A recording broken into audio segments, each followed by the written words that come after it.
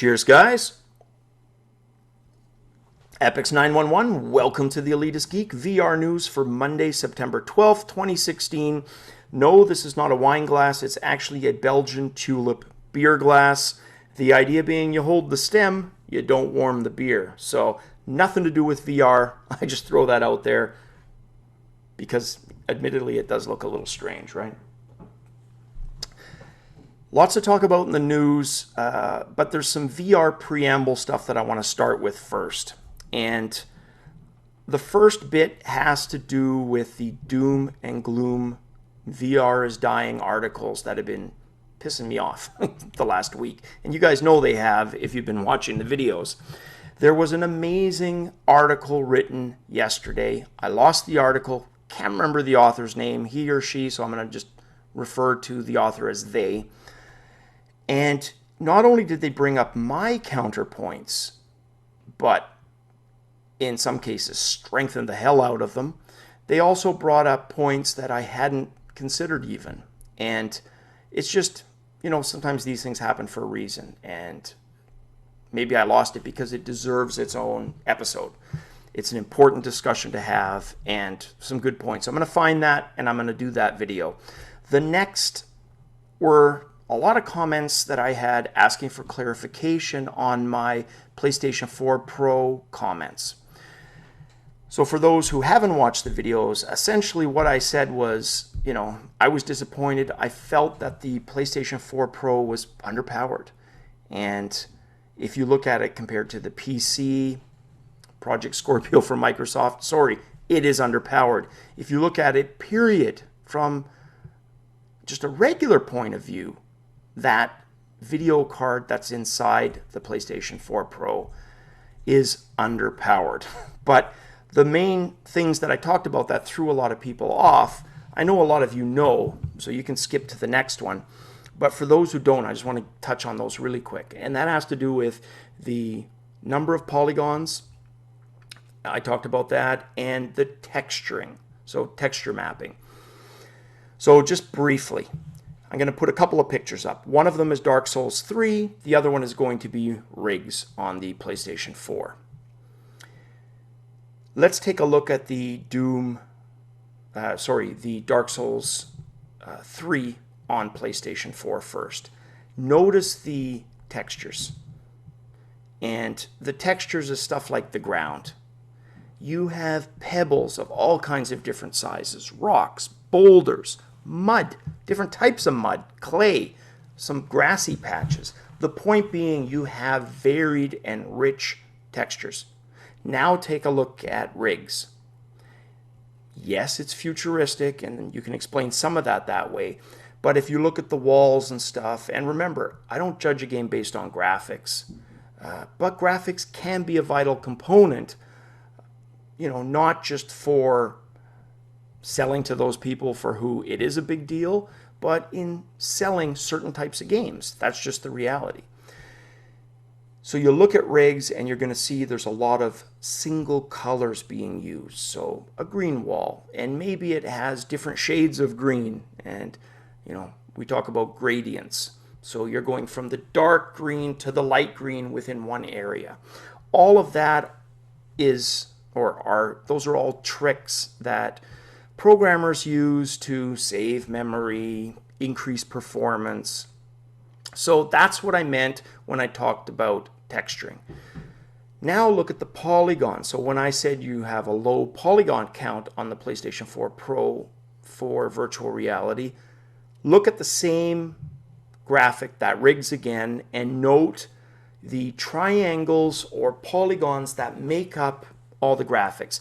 So think about it as like when you do wireframe in a game. You've probably played a game where you hit a button, everything turns into line graphics, right? That's wireframe. That's a perfect mode to check the complexity of a scene. So that Dark Souls 3 scene, if you turned it into wireframe, would have lots of lines, dense packs of hundreds of lines, literally. You look at the rigs one by comparison, and it's going to be a lot more simplistic. So that's what I meant when I talked about the polygon thing. The reason they have to make those sacrifices is to hit the 60 frames per second. Now you can tell, if you've ever played Dark Souls 3 on the PlayStation 4, I have, I own it for that, and I've also played it on PC, is the performance. Yes, it looks great, but the game takes a hit as a result of that. Some of that is optimization, no doubt, but a lot of it too is just, it's too freaking complex for that card.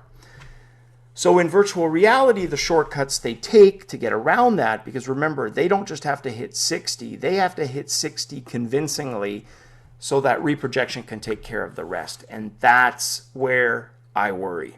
That's right there. If you want to pinpoint my concern, it's right there. You're already stretching the reprojection so thin. Any more, who knows what the ramification is. But I tell you one thing, the game is going to suffer as a result of it. And for somebody who says it's always about the game, that's saying a lot. That is the worrying part. So I want PlayStation VR to be successful, but I recognize the massive technological hurdle, and that was the reason I was so down on Sony. I want them to succeed so bad, then they come out with that woefully underpowered PlayStation 4 Pro. There you have it. Hopefully that clarifies it. So let's get into the news, guys. The first little tidbit that I want to talk about, and it kind of ties in with that, is an article from Digital Trends. And here's the headline. It basically reads, "It's impossible to predict the future of VR, and the Palm Pilot proves it." Thought this was just a bang-on article because of exactly that. And let's just analyze that quick. So yeah, Palm Pilot released 1996, $300, 12 megahertz, 128 kilobytes of memory, 500 kilobytes of storage, 3/4 of an inch thick. Sounds pretty damn cool in terms of 1996 terms. Wow, based on that, you'd think they'd have tablets and smartphones within 2-3 years. But no, we know that didn't happen. First, there was Nokia, and they muddled around a little bit and had their whole game line, and that kind of failed. And then you got Apple and iOS and Android kind of in parallel, around 2007. That took off.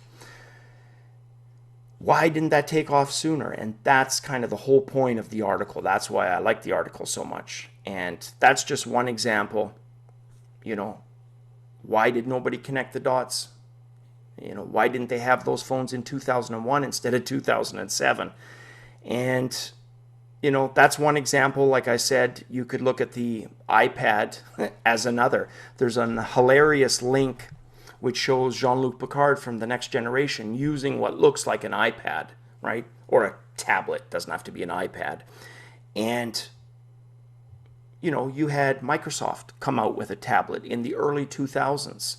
But that certainly didn't lead to the revolution. Again, Apple, coincidentally enough, did make the connection, but years later. So yeah, the whole point of that, and that's that awesome quote. I haven't mentioned it for months, so I'm going to mention it right now. I believe it's Asimov. I've known this forever, but definitively can't say who said it, and no Google search has shown me. But the quote basically is, "We today are not wise enough to predict future advancements," right? Future advances will come in those areas that we today are not wise enough to predict. There you go. That's the actual one. And that is exactly what I just talked about with the Palm Pilot, the iPad. And that's going to be the case with virtual reality. So, we can put our awesome speculation glasses on and imagine, and we're going to be right with some of it. The wireless, that's inevitable. There's easy low-hanging fruit. But if we mark this video and set up an alarm for 5 years from now, wow, I'm going to try to keep that appointment, guys, but just imagine, play along with me, we meet back in 5 years, and we compare what we talked about now with then, and yeah, it's going to be the same. we're going to have all these awesome virtual reality advancements in all these areas we didn't even consider or think about. So that gets me excited. And, you know, you want things to go quick on the one hand, but at the other hand, you kind of want them to slow down so you can freaking enjoy it, right? So who knows which way it'll go, but it can only get better. Next, this one was an interesting news piece, Road to VR, and it was about simulating crowds of virtual humans, right, in immersive VR environments. So true and so important, and something we hadn't talked about yet on this news or between us. One of the things, if you've been gaming for a long time, that you recognize is the complexity of games. You see the cycle from early to now. For example, playing sports games, and I did back on the Atari 2600 in television baseball, which I loved. That was an awesome game. ColecoVision had some. You had all the home Pong variants. There were no crowds. There were no people. Hell, they couldn't even get all the players for a given sport half the time because that day it was so primitive. You had Gingerbread Man as your Donkey Kong, right? And yeah, the machines were way too primitive. Then by the mid-'80s, one of my favorite arcade games, Mat Mania, you have an audience. When I worked at Electronic Arts, it was finally getting to a point where sports audience, at least, really added to the atmosphere of the game. You never focused on it, but you would sure as hell notice if there was no audience all of a sudden. And that can lead to amazing stuff where you can have NPCs and city crowds. Like when Assassin's Creed hits the mark, it's amazing. Traveling around like medieval Paris, interacting with all these different villagers. The problem is, the more complex it gets, the bigger the risk, the bigger the reward, all of that. So true. Look at Assassin's Creed Unity and how badly they failed when people started disappearing, and the exact thing that they want to achieve, they did the opposite. They broke immersion. They destroyed the feeling of being in a game because all kinds of weird wonky stuff was happening, right? Clothing changing on people. They're blinking in and out, changing sexes, changing races in some cases. It was hilarious. Like, it's funny to look back on, but when you're playing it at the time, you're kind of pissed off because of the stuff changing so much. So, yeah, in virtual reality, that's just going to be magnified. So you can imagine what we could get away with, in a sports game, like Road to the World Cup. That was one of the games that I worked on, FIFA 98 Road to the World Cup. And I literally would have to check to make sure that the home crowd was actually cheering the home crowd goal. It sounds like such a silly thing, but imagine a game going to market with that, right? So you've got Team England and the home crowd is booing them, although, wait, they really did do that. So that's a horrible analogy. But you get where I'm going with that, and no offense to any awesome Brits out there. You get what I meant with that, I hope. That was just a joke. I wasn't poking, honest.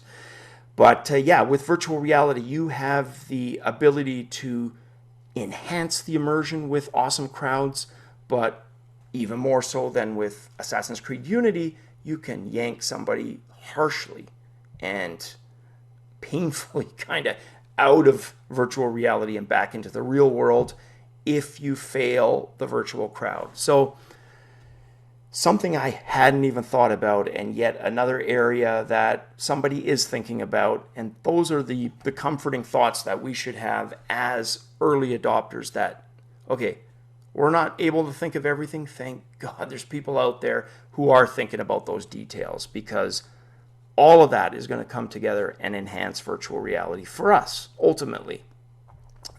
Next article has to do with JauntVR. So JauntVR, mentioned them a few times here in their 360 projects media company.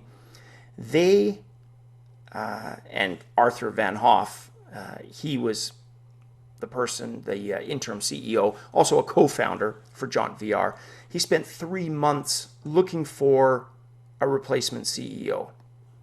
And they found one. And his name is George Kliavkov, I believe. And what's good about his background is he was the top guy for Hulu, which is online streaming, for those who may not know, kind of like a Netflix, but not really. Same idea, though. That's probably the closest analogy that you could have. So the strength is streaming. A great pairing. I don't know how much he can bring to the table. You know, is it going to be a Yahoo situation? And that's no real slight against her, but what I mean by that is Yahoo was already on life support. There's not much you could have done or anybody could have done to save that. And I mean, I realize they're still around, but are they relevant anymore? In my mind, no. Nobody says, yeah, let me Yahoo that. It's let me Google that, even if you're not using Google. So that ship has sailed. I know they've tried to diversify, but no. So going with this could be a good pick because they've got a lot of potential, JauntVR does, to really shake things up in the 360 and not make it feel so pivoty like it currently does. That's my biggest complaint, especially after playing The Vanishing of Ethan Carter yesterday, which blew me away graphically. Holy crap. Easily the most photorealistic VR game out there. You want to talk textures and polygons? Let's speak Unreal Engine 4 and The Vanishing of Ethan Carter. Right up there with that Star Wars demo that I showed, but even more realistic and immersive. Just fantastic stuff. Next news piece has to do with a haptic skin suit. And this is an awesome story. These are grad students from London's Royal College of Art. And their project is called Skinterface, which, exactly, hey, they came up with the name, not me. But what it does is it captures sound, and based on the sound, so say you're knocking on an oaken door, that knock and that accompanying or resulting sound will create the haptic feedback effect in the glove. That's the trigger for the mechanism inside the skin suit.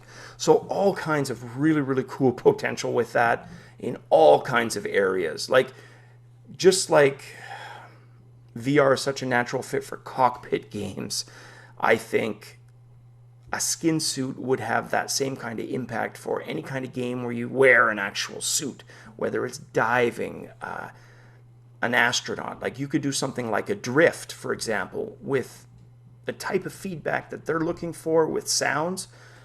That would take a drift to a whole new level. So that's an exciting technology. They've got a website. They don't really get into the specifics much more than what I've just covered, but some really cool links, good gallery shots on their website of, showing off their technology and what it looks like on you. And it basically looks like the motion capture, the mocap stuff from the 90s and early 2000s that they would have players wear, right? Or Golem from Lord of the Rings, Andy Serkis, I think his name was. Yeah, Andy Serkis. That kind of thing. So very, very cool. And it was Xlord B, one of the viewers of this channel, who brought me that story. So yeah, thanks Xlord B. That was just an awesome, interesting read. And yeah, I've said it so many times, but you guys are so terrific with links. Sometimes I forget because I read your message. Maybe I'm on the road, don't have a pen handy, forget to record it to myself, whatever the reason. So I'm glad I remembered this one. Some wicked links, really showing off this awesome skin suit. So check that out. And the last one is just kind of strange in that it's one of those endurance things, like, something, I'm trying to think, is it David Blaine? That magician who does the public stunts, like lock himself up 72 hours. Well, somebody wants to do that. The somebody being Jeep Barnett. He's a game programmer at Valve, and he wants to break a fellow by the name of Thorsten Weidmann's 48-hour record of being immersed in virtual reality. So constant playtime. And he hopes to hit 72 hours. So check it out in the link below. He's also got a Kickstarter for a card game. I'm not going to say more. Check it out if you're interested. But the name is Seize a Booty Grabbing Card Game. The rest you can leave up to your imagination, or like I say, check it out. All right, guys, that's it for the news. Off for some gaming for me. As always, cheers, and definitely catch you on the VR flip side.